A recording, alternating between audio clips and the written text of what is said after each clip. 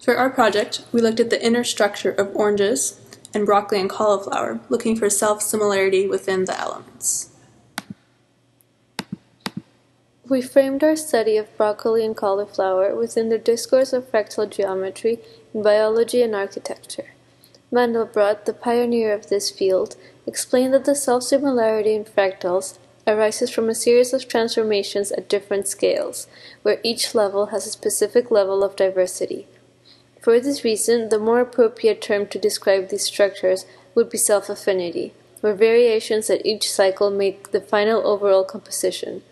Stan Allen, in his book From Object to Field, explained that the relationship from part to whole is essential, but what is really in play are the tensions between local difference and overall stability. The broccoli and cauliflower are classified in the Brassica oleracea species. In scholarship, it is commonly known that Romanesco broccoli or Romanesco cauliflower is a fractal structure.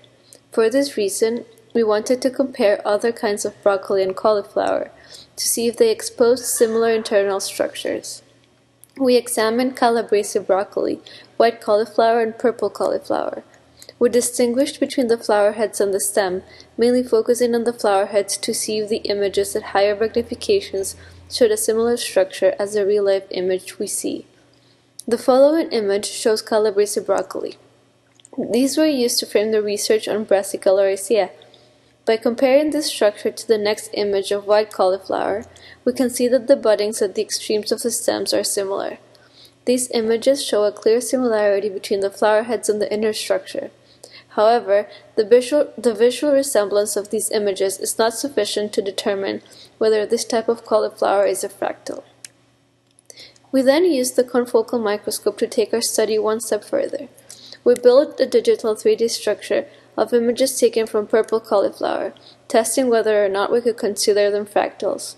Although they are similar, we were still unable to conclude they were fractals because we would have to study the structure at larger and small scales. With only two scales to compare, we can only say that the structures are visually similar.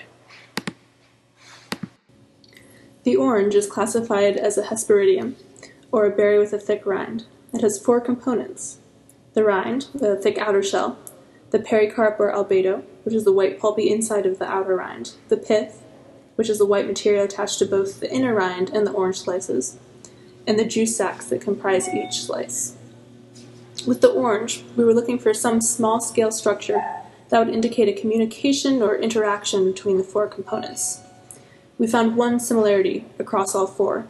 It seemed that each had a porous structure, which might indicate the passage of water or other materials between the 4 components. The outer rind looks porous. This is 20% magnification, or 20 times magnification. The pericarp did as well, while the pith appears to have liquid pockets integrated into it. The individual juice sacs have spots of them, which may be some type of pore in the membrane. Thank you, and I hope you enjoyed our presentation.